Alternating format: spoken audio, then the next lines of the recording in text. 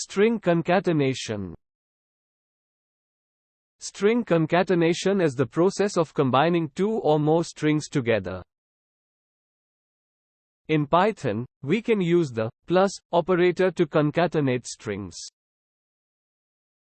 For example, hello plus world will result in hello world. String indexing. String indexing allows us to access individual characters in a string. Each character in a string is assigned an index, starting from 0 for the first character. We can use square brackets to access a specific character by its index. For example, hello, 0, will return h.